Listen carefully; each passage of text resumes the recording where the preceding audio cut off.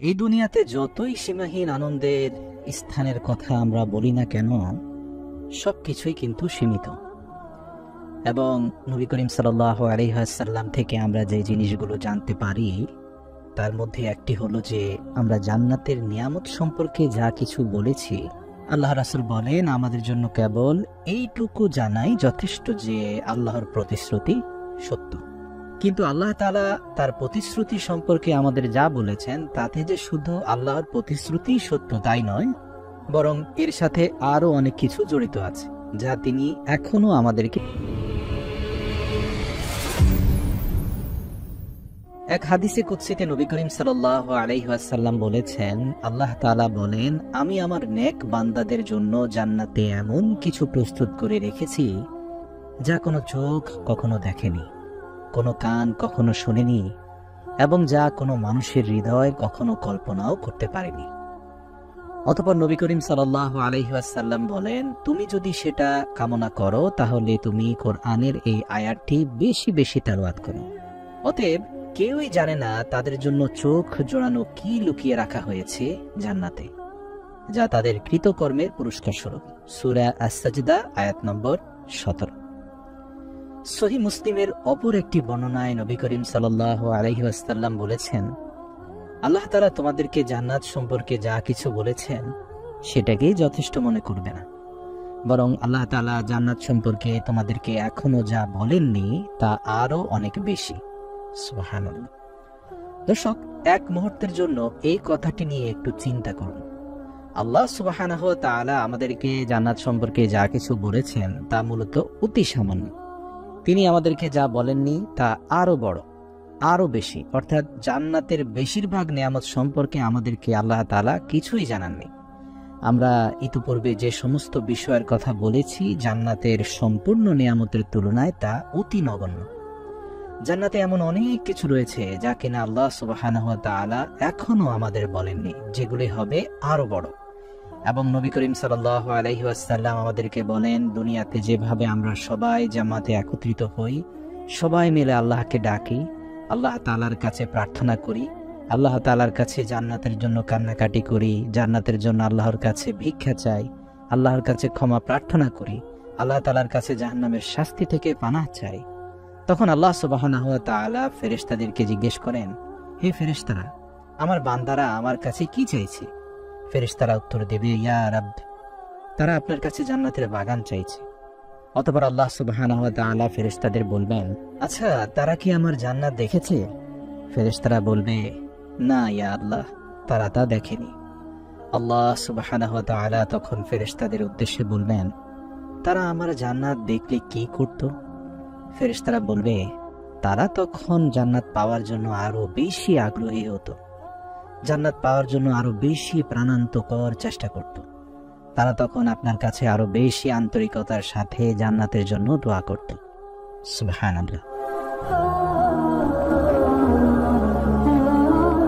এটা অনেকটা এমন যেন আল্লাহ তাআলা তার প্রতি তার বান্দাদের ভালোবাসার মাত্রা এবং জান্নাতের আকাঙ্ক্ষার তীব্রতা নিয়ে ফেরেশতাদের সাথে গর্ব করছেন।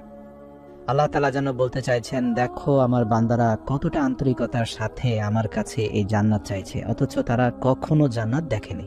এটি প্রমাণ করে যে আল্লাহর সাথে সংযোগ স্থাপনের জন্য খুব বেশি কিছু দেখার আসলে দরকার নেই। যতটুকু তিনি আমাদেরকে প্রার্থনা করার সামর্থ্য দিয়েছেন সেইটুকুই আমাদের জন্য যথেষ্ট। আপনি রমজান মাসে এবং বছরের অন্যান্য বরকতময় সময়গুলোতে যখন বেশি বেশি আল্লাহর ইবাদত করার জন্য এবং আল্লাহর কাছে বেশি বেশি দোয়া করার জন্য নিজেকে উদ্বুদ্ধ করেন, এবং এই বরকতময় সময়গুলো পার হয়ে যাওয়ার পর এবং আপনি আল্লাহ সুবহানাহু ওয়া তাআলার সাথে সংযোগ স্থাপন করার পর আপনাকে যদি জিজ্ঞাসা করি, আপনি কি আল্লাহ তাআলাকে আগের চেয়ে আরো বেশি অনুভব করতে পারছেন? জান্নাতের প্রতি আপনার বিশ্বাস কি আগের চেয়ে আরো দৃঢ় হয়েছে?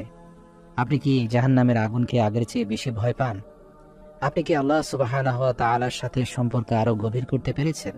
এখন আমরা যদি সেই কথায় ফিরে আসি, জান্নাতে কোন বিষয়গুলো এমন রয়েছে যে ব্যাপারে আমরা ইতিপূর্বে কিছুই শুনিনি? আল্লাহ তাআলা যেগুলোর ব্যাপারে আমাদেরকে কিছুই জানাননি, ঠিক যেমন জান্নাতের এমন অনেক স্তর আছে যেগুলোর ব্যাপারে আমাদেরকে জানতে হবে, এবং আল্লাহ সুবহানাহু ওয়া তাআলা জান্নাতের অল্প কয়েকটি স্তরের নাম কেবল আমাদেরকে জানিয়েছেন। জান্নাতের আরো অসংখ্য স্তর রয়েছে যেগুলোর নামই আমরা জানি না। একইভাবে আল্লাহ তাআলার অসংখ্য গুণবাচক নাম রয়েছে যার মধ্য হতে অল্প কিছু নাম আমরা জানতে পারি, এবং হাদিসে আছে আল্লাহ তাআলার ৯৯টি গুণবাচক নামের কথা এই পৃথিবীতে প্রকাশিত হয়েছে। কিন্তু এছাড়াও আল্লাহ তাআলার অগণিত গুণবাচক নাম রয়েছে যেগুলো আমরা জানি না। তাই আমরা জান্নাতে আল্লাহ তাআলার সম্পর্কে এমন কিছু জানতে চলেছি যা আমরা এই দুনিয়ায় জানতাম না।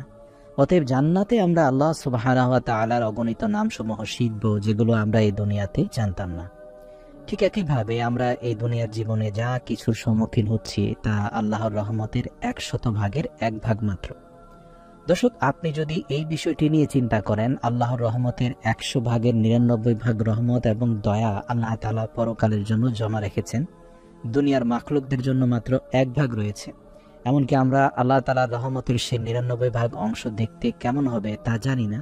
তবে আমরা যদি আল্লাহ তাআলার রহমতের বাকি ১ ভাগ অংশ সম্পর্কে চিন্তা করি যা আমরা এই দুনিয়াতে দেখতে পাচ্ছি, এবং কিভাবে আমরা মাত্র এই ১ ভাগ রহমতের মাধ্যমে মহান আল্লাহ তাআলার সাথে সংযুক্ত হয়েছি, এবং এই বিশ্বের সমস্ত রহমত এবং দয়া যা আল্লাহ তাআলা আমাদের প্রতি দেখান, আমরা মানুষেরা একে অপরের প্রতি যে দয়া ও করুণা দেখাই, আমাদের একে অন্যের জন্য যে পারস্পরিক ভালোবাসা রয়েছে, অন্যান্য প্রাণীদের প্রতি আমাদের যে দয়া, অন্যান্য প্রাণীদের নিজেদের প্রতি তাদের সন্তানদের প্রতি যে দয়া এবং করুণা দেখায়, এই সব কিছুই আল্লাহ সুবহানাহু ওয়া তাআলার শুধুমাত্র ১ ভাগ দয়া ও রহমতের কারণে। প্রিয় দর্শক, তাহলে ভেবে দেখুন আল্লাহ তাআলার বাকি ৯৯ ভাগ দয়া ও রহমত কেমন হবে। তাই আমরা যখন জান্নাত সম্পর্কে চিন্তা করি তখন জান্নাতের যে বিষয়গুলো সম্পর্কে আপনি এখনো শুনেননি সেগুলো কেমন হবে, এবং এখানে সবচেয়ে গুরুত্বপূর্ণ পয়েন্ট হলো যে আপনি শুধু আল্লাহ তাআলার কাছে ক্ষমা চাইবেন। আল্লাহ তাআলা যদি শুধুমাত্র আপনাকে ক্ষমা করে দেন তবে আপনি জান্নাতের এই অকল্পনীয় নিয়ামত লাভ করতে পারবেন। এবং নবী করিম সাল্লাল্লাহু আলাইহি ওয়াসাল্লাম আমাদের শিখিয়েছেন যে আমরা যেন সাইয়্যিদুল ইস্তিগফারের মাধ্যমে আল্লাহ সুবহানাহু ওয়া তাআলার কাছে ক্ষমা প্রার্থনা করি, যেটি সকল ইস্তিগফারের মধ্যে সর্বশ্রেষ্ঠ। সেটি হচ্ছে আল্লাহুম্মা আনতা রাব্বি লা ইলাহা ইল্লা আনতা খালাকতানি ওয়া আনা আবদুকা ওয়া আনা আলা আহদিকা ওয়া ওয়া'দিকা মাস্তাতা'তু আউযু বিকা মিন শাররি মা সানাতু আবু লাকা বিনি'মাতিকা আলাইয়া ওয়া আবু লাকা বিযামবি ফাগফির লি ফাইন্নাহু লা ইয়াগফিরুয যুনুবা ইল্লা আনতা। অর্থ, হে আল্লাহ, তুমি আমার পালনকর্তা, তুমি ব্যতীত কোনো উপাস্য নেই, তুমি আমাকে সৃষ্টি করেছো, আমি তোমার দাস, আমি আমার সাধ্যমতো তোমার নিকটে দেওয়া অঙ্গীকারে ও প্রতিশ্রুতিতে দৃঢ় আছি। আমি আমার কৃতকর্মের অনিষ্ট হতে তোমার নিকটে আশ্রয় প্রার্থনা করছি। আমি আমার উপরে তোমার দেওয়া অনুগ্রহকে স্বীকার করছি এবং আমি আমার গুনাহের স্বীকৃতি দিচ্ছি। অতএব তুমি আমাকে ক্ষমা করো, কেননা তুমি ব্যতীত পাপসমূহ ক্ষমা করার কেউ নেই। প্রিয় দর্শক, এই দোয়া হলো একটি স্বীকৃতি। আপনি স্বীকার করছেন যে আল্লাহ সুবহানাহু ওয়া তাআলা আপনাকে ইতিমধ্যে অনেক কিছু দিয়েছেন এবং আপনি সেই সব নিয়ামতের শুকরিয়া আদায় করছেন, এবং আপনি আপনার যাবতীয় ভুল ত্রুটির জন্য আল্লাহ তাআলার কাছে ক্ষমা চাইছেন। রাসূল সাল্লাল্লাহু আলাইহি সাল্লাম বলেছেন, যে ব্যক্তি দৃঢ় বিশ্বাসের সঙ্গে সকালে সাইয়্যিদুল ইস্তিগফার পাঠ করবে, সে যদি সন্ধ্যা হওয়ার আগে মারা যায় তবে সে জান্নাতে প্রবেশ করবে। আর যে ব্যক্তি দৃঢ় বিশ্বাসের সঙ্গে সন্ধ্যায় সাইয়্যিদুল ইস্তিগফার পড়বে, সে যদি সকাল হওয়ার আগে মারা যায় তবে জান্নাতে প্রবেশ করবে। বুখারী হাদিস নম্বর 6332। সুবহানাল্লাহ। আল্লাহ সুবহানাহু ওয়া তাআলা কোরআনে সর্বদা জান্নাতে প্রবেশের আগে ক্ষমা ও গুনাহের কাফফারার কথা উল্লেখ করেছেন, কারণ আপনার জান্নাতে প্রবেশের পথে একমাত্র বাধা হচ্ছে আপনার গুনাহ, আপনার পাপ। দুনিয়াতে আপনি আপনার আসল বাড়িতে অর্থাৎ জান্নাতে যেতে চেয়েছিলেন, এবং আপনি যখন সেখানে পৌঁছাতে পারবেন তখন আল্লাহ তাআলা আপনাকে জান্নাতের অসংখ্য নিয়ামত দ্বারা সন্তুষ্ট করবেন। এবং আপনি যেমন জানেন না যে জান্নাতে আপনি আল্লাহর কাছ থেকে আসলে কি প্রতিদান পেতে চাচ্ছেন, তেমনি আপনি এটাও জানেন না যে আপনার কোন আমলটি আপনাকে তার রহমত পাওয়ার যোগ্য করে দেবে এবং আপনাকে জান্নাতে নিয়ে যাবে। এটি হতে পারে আপনার অনেক ছোট্ট একটি আমল যা আপনি শুধুমাত্র আল্লাহ তাআলার সন্তুষ্টির জন্য ইখলাসের সাথে করেছিলেন। যে ছোট্ট আমলটি আপনার জন্য জান্নাতের সমস্ত ধনভাণ্ডারের দুয়ার খুলে দিয়েছে। তাই যেহেতু আপনি জানেন না, অতএব আপনি সর্বদা আপনার নেক আমল চালিয়ে যান। কিন্তু মনে রাখবেন, আমরা জান্নাতে শুধুমাত্র তার রহমত এবং দয়ার কারণেই যেতে পারবো। এমনকি আমরা আমাদের সবচেয়ে বড় ও মহৎ কাজের মাধ্যমেও জান্নাতে যেতে পারবো না। হযরত আলী রাদিয়াল্লাহু তাআলা আনহু হতে বর্ণিত, আল্লাহ সুবহানাহু ওয়া তাআলা দুইটি জিনিসকে দুটি জিনিসের মধ্যে লুকিয়ে রেখেছেন। তিনি তার আউলিয়া অর্থাৎ তার ঘনিষ্ঠ বন্ধুদেরকে তার বান্দাদের মধ্যে লুকিয়ে রেখেছেন। সুতরাং তোমরা জানো না তোমাদের মধ্যে কে আল্লাহর ওলি। আপনি হয়তো এই কথা শুনে ভাবছেন আমি হয়তো আল্লাহর ওলি হতে পারবো না, আমি হয়তো সেই ব্যক্তির মতো হতে পারবো না, অমুক বুজুর্গের মতো হতে পারবো না। অথচ আপনিও হতে পারেন আল্লাহ সুবহানাহু ওয়া তাআলার একজন ওলি। আল্লাহ সুবহানাহু ওয়া তাআলা সেই ঘনিষ্ঠ বন্ধু যাদের কথা হযরত আলী রাদিয়াল্লাহু তাআলা আনহু বলেছেন, আল্লাহ তাআলা তার সন্তুষ্টি মানুষের ন্যাক আমলের মধ্যে লুকিয়ে রেখেছেন। সুতরাং আপনি জানেন না যে আপনি আপনার কোন ভালো কাজটির মাধ্যমে আল্লাহ তাআলার সন্তুষ্টি এবং তার জান্নাতের দরজা উন্মুক্ত করতে চলেছেন। তাই আপনি আপনার ন্যাক আমল চালিয়ে যেতে থাকুন। পরিশেষে ইমাম ইবনে আতা রাহিমাহুল্লাহর একটা খুব সুন্দর দোয়া রয়েছে। তিনি বলেন, তিনি আল্লাহ যিনি আমাদের সাথে যে ওয়াদা করেছেন সেই বিষয়কে পরিপূর্ণরূপে উপলব্ধি করার ক্ষেত্রে আমাদের সীমাবদ্ধতার কথা বলেছেন, এবং তিনি আল্লাহ তাআলা যিনি আমাদেরকে জান্নাতে যে নিয়ামত দান করবেন সেগুলোকে পরিপূর্ণভাবে উপভোগ করার ক্ষেত্রে আমাদের সীমাবদ্ধতার কথা বলেছেন। এমনকি আমরা এই দুনিয়াতেও আল্লাহ তাআলার দেওয়া সকল নিয়ামত পূর্ণভাবে ভোগ করতে অক্ষম।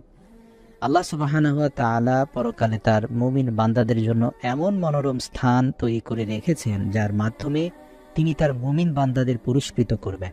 কারণ আল্লাহ তাআলা আপনাকে যা দিতে চান তা এই দুনিয়ার সাথে খাপ খায় না, কেননা এই দুনিয়া খুবই ছোট স্থান। আর আল্লাহ সুবহানাহু ওয়া তাআলা আপনাকে আপনার নেক আমলের বিনিময়ে যা দিতে চান তার জন্য এই দুনিয়া উপযুক্ত নয়। যদিও আল্লাহ আপনাকে এই দুনিয়াতেই ওই সব কিছু দিতে পারেন যা তিনি আপনাকে জান্নাতে দেওয়ার প্রতিশ্রুতি দিচ্ছেন, আর এই দুনিয়া হচ্ছে ক্ষণস্থায়ী এবং ধ্বংসশীল। সেক্ষেত্রেও তিনি আপনাকে দুনিয়াতেই পুরস্কৃত করার মাধ্যমে অনেক বেশি সম্মান দান করতেন। আমরা এর চেয়ে বেশি পাওয়ার যোগ্যতা রাখি না, কিন্তু এর পরিবর্তে আল্লাহ সুবহানাহু ওয়া তাআলা আপনাকে এমন একটি পুরস্কারের প্রতিশ্রুতি দিয়েছেন যা আপনি কল্পনাও করতে পারবেন না, এবং এমন এক জান্নাত যা কখনো ধ্বংস হবে না। প্রিয় দর্শক, এই পৃথিবী ধ্বংসশীল কিন্তু জান্নাত চিরস্থায়ী। ইয়া আইয়াতুহান নাফসুল মুতমাইন্নাহ ইরজিই ইলা রাব্বিকি রাদিয়াতান মারদিয়াহ ফাদখুলি ফি ইবাদি وادخلي جنتي